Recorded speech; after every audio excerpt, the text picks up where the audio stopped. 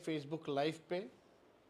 इसके बाद जो है हम आप सब लोगों के समक्ष जो है अपनी बातों को रखेंगे और आप सब लोगों से कहेंगे कि ज़्यादा से ज़्यादा जो है वीडियो शेयर कीजिए ताकि ज़्यादातर लोगों के पास जो है हमारी बात पहुँचे।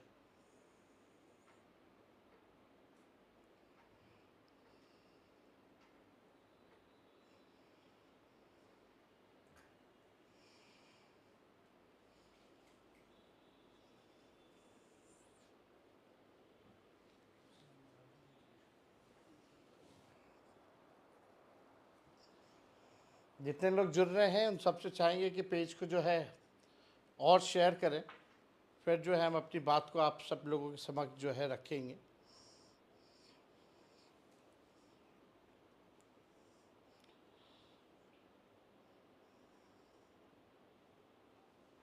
काफ़ी लोग जो है जुड़ रहे हैं, उन सब का हम स्वागत करते हैं, आप सब लोगों का अभिनंदन करते हैं। आप लोगों ने समय निकाल करके इस लाइव को देख रहे हैं, तो इसके लिए आप सब लोगों को धन्यवाद है। देखिए, बिहार में बारिश हो रही है, मॉनसून है और आज भी पटना में बारिश हुई है। आज 4 तारीख को राष्ट्रीय कार्यकारिणी की राष्ट्र परिषद की बैठक हुई है और कल जो है 5 जुलाई यानी राष्ट्रीय जनता दल का कल स्थापना दिवस है और 27 साल जो हैं वो पूरे हो जाएंगे राष्ट्रीय जनता दल को बने हुए हैं। तो सभी लोगों को हम शुभकामनाएं देते हैं कि इस लंबे सफ़र में आप सब लोगों ने साथ दिया, आप सब लोगों का योगदान रहा इस पार्टी को मजबूत करने में, सींचने में, आगे बढ़ाने में।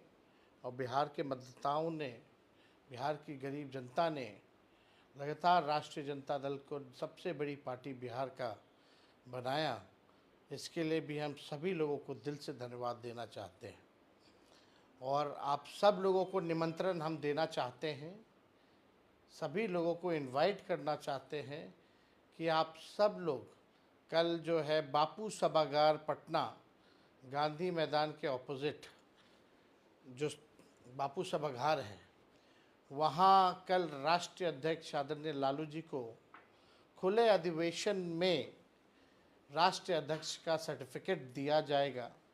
इसके लिए हम आप सब लोगों से हाथ जोड़ करके आप लोगों को निमंत्रण देते हैं कि बड़ी से बड़ी संख्या में जो है कल यानी 5 जुलाई, जो कि पार्टी का स्थापना दिवस भी है और राष्ट्रीय अध्यक्ष लालू जी जो निर्विरोध चुने गए हैं राष्ट्रीय अध्यक्ष के रूप में, आप सब लोगों से अपील है और निमंत्रण है कि बड़ी से बड़ी संख्या में आप सब लोग बापू सभागार जो है पटना पहुँचे और सभी लोग राष्ट्रीय जनता दल के जितने हर प्रदेश में जहाँ भी संगठन हैं, सब लोग जो है मौजूद रहेंगे। तो एक बड़ा कार्यक्रम होगा। लालू जी, मैं, सभी लोग जो हैं अपनी बातों को आप लोगों के साथ साझा करेंगे, संवाद करेंगे। तो इसके लिए हम चाहते थे कि फेसबुक आ करके आप सब लोगों को निमंत्रण दें, लेकिन आज ठीक राष्ट्रीय परिषद की बैठक के बाद जो है, राष्ट्रीय कार्यकारिणी की बैठक के बाद आज हम लोगों ने बिहार के चुनाव आयोग से समय लिया और बिहार चुनाव आयोग में हम लोग आज तकरीबन 5:30 बजे जो है हम लोग गए। महागठबंधन के सभी साथी वहाँ उपस्थित थे। एक महत्वपूर्ण मुद्दे को लेकर के आज हम लोग महागठबंधन के साथी इलेक्शन कमीशन से हमने अपनी बात को रखा है, अपनी शंकाओं को रखा है। वो विषय यह है कि जिस प्रकार से 8 करोड़ बिहारी जो वोटर्स हैं उनका पुनः वोटर सूची बनाया जा रहा है और मात्र केवल अब 22 दिन ही बचे हैं 8 करोड़ लोगों का वोटर सूची बनाने में, और उसमें एक बड़ी साजिश की बू है। सत्ताधारी दल के लोग, चाहे नीतीश जी हो, मोदी जी हो, अमित शाह हो, इनके इशारे पे ये सारा काम हो रहा है, क्योंकि इनको लगता है कि ये चुनाव हार रहे हैं, इनकी सत्ता जाने वाली है, तो इस तरीके का साजिश किया जा रहा है। पहले वोटर लिस्ट से गरीब, वंचित, शोषित समाज का, दलित हों, आदिवासी हों, पिछड़े, अति पिछड़े, अल्पसंख्यक समाज का वोटर लिस्ट से पहले नाम काटेंगे, फिर पेंशन से नाम काटेंगे, फिर जो है राशन से नाम काटेंगे। यानी हर एक बिहारी को पूरे देश में केवल बिहारी को अपनी नागरिकता को साबित करना होगा, और यही वोटर लिस्ट से 2024 का चुनाव हुआ था। अगर वो फर्जी था तो चुनाव भी फर्जी होगा, जो देश भर में सरकार बनी है फिर वो भी फर्जी सरकार होगी। आखिर आनन फानन में ये निर्णय जो है क्यों लिया गया कि केवल बिहार के लोगों का ही, बिहार ही केवल नागरिकता अपने देश का साबित करेगा? चाहे हिंदू हो, मुस्लिम हो, सिख हो, ईसाई हो, अगड़ा हो, पिछड़ा हो, दलित हो, आदिवासी हो, अति पिछड़ा हो, उन सब को, चाहे कोई धर्म के हो, कोई जात के हो, केवल बिहारी अपनी देश की नागरिकता को साबित क्यों करेगा? ये बड़ी साजिश है, और इसलिए आज हम लोग इलेक्शन कमीशन गए। मुख्य रूप से हम आपको बहुत जल्दी ही चीज़ों को समझा देंगे। सबसे पहला सवाल जो हम लोगों ने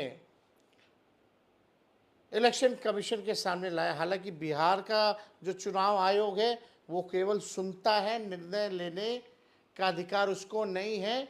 दिल्ली में जो लोग बैठे हैं, निर्णय वो लोग लेते हैं, ये केवल डाक घर का काम करता है।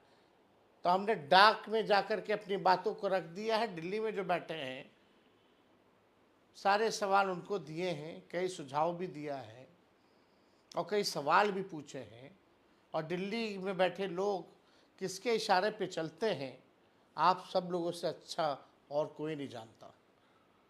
तो हमने मुख्य तौर पे सबसे बड़ा प्रश्न हमने ये खड़ा किया है, अभी बारिश हो रही है, वाटर लेवल नदियों का हाई है, लगातार बढ़ोतरी हो रही है, यानी बिहार में इस समय फ्लड फाइटिंग का काम होता है, फ्लड फाइटिंग का काम होता है, और बिहार में लोग बाढ़ से 73% क्षेत्र बिहार का बाढ़ से डूबा रहता है।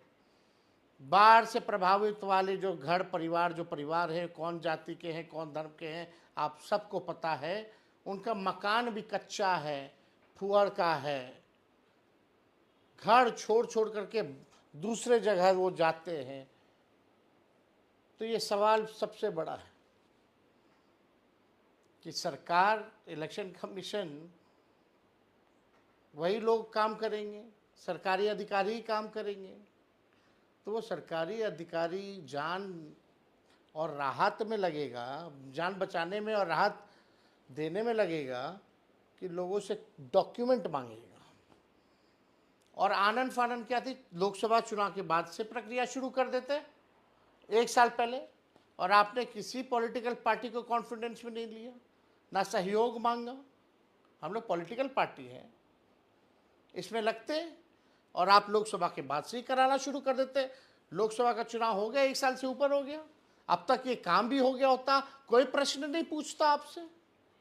तो एक तो टाइमिंग को लेकर के हम लोगों ने सवाल पूछा है कि 25 दिन में 8 करोड़ लोगों का कैसे होगा।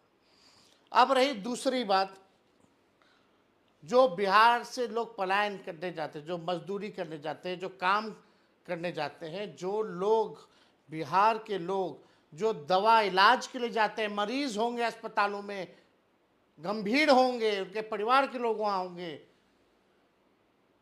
कई लोग जो है अलग अलग शहरों में काम करते हैं, लगभग उनकी जो संख्या है, पढ़ाई के लिए जो लोग बाहर जाते हैं, उनकी तकरीबन संख्या जो है 4.5 करोड़ के आसपास है। अब 4.5 करोड़ लोग वापस कैसे आएंगे? वो वोट देने तो आता है, लेकिन उनके पास अगर डॉक्यूमेंट नहीं है तो डॉक्यूमेंट बनाने आना होगा, फिर फॉर्म भरने आना होगा। फॉर्म ऑनलाइन भी किया जा सकता है, लेकिन अगर डॉक्यूमेंट नहीं होगा तो डॉक्यूमेंट बनाने आना होगा। तो क्या इलेक्शन कमीशन ने भारतीय रेलवे से या भारत सरकार से रेलवे मुफ्त कराने की, रेलवे चलाने की व्यवस्था कराई है? क्योंकि गरीब रेल का यात्री है। आज पैसा कौन देगा? रेलवे का आने जाने का किराया कौन देगा? मान लो अपना पॉकेट से भी गरीब मजदूर खर्च करता भी है बिहार आने के लिए, वोटर लिस्ट बनाने के लिए, अपना काम धंधा छोड़ करके आने के लिए, तो क्या टिकट कंफर्म हो पाएगा रेलवे का?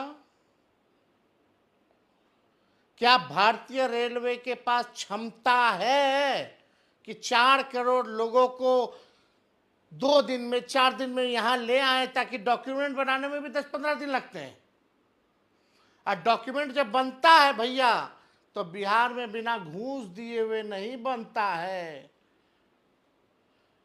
और फॉर्म में फोटो भी लगेगा, व्हाइट बैकग्राउंड में, वो भी रखिए, फोटो कॉपी भी रखिए, हार्ड कॉपी भी रखिए। हर वोटर पे फोटो कॉपी या फोटो का अलग से खर्चा, आने जाने का खर्चा, घूस दे करके कागज बनवाने का जब बनता है तो उसका खर्चा। क्या ये अब मात्र 22 दिन बचा है, 22 दिन में हो पाएगा? ये सवाल खड़ा होता है। और जिनका वोटर लिस्ट से नाम कटेगा, यानी वो देश के नागरिक नहीं होंगे क्या? तब तो उनका पेंशन भी बंद हो जाएगा, उनका राशन भी बंद हो जाएगा।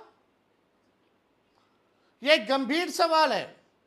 ये हम पॉलिटिकल बेनिफिट के लिए नहीं बात कर रहे। एक वोट भी कटता है तो वो अपराध है। एक वोट की कीमत होती है। एक वोट से भी हार जीत का फैसला होता है।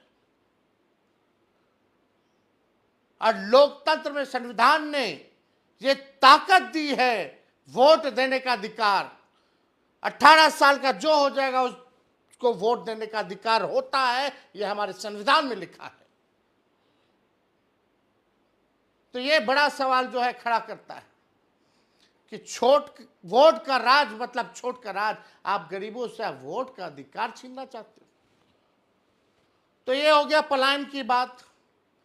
तीसरी महत्वपूर्ण बात, जो 11 डॉक्यूमेंट जो मांगा गया है, जो 11 डॉक्यूमेंट मांगे गए हैं, वो गरीब के पास है ही नहीं। आज भी कई अखबारों में छपा है। नालंदा जो मुख्यमंत्री जी का क्षेत्र है, राघोपुर जो मेरा क्षेत्र है, वहां के लोग कहते हैं ये 11 डॉक्यूमेंट हमारा पास नहीं थे, हमारा पास केवल आधार कार्ड बा, राशन के कार्ड बा, मनरेगा कार्ड बा, जॉब कार्ड बा। अब सवाल ये है कि आप 11 ऐसा डॉक्यूमेंट मांगे हैं जो बिहार के लोगों के पास ही नहीं है। अब आप बर्थ सर्टिफिकेट मांग रहे हैं, आपके साथ आपके माता पिता का भी दीजिए। कहां से लाएगा गरीब? कितना दिन में बनेगा? मैट्रिक का दीजिए, जो मैट्रिक नहीं दिया उसका क्या होगा? वो कहां से लाएगा?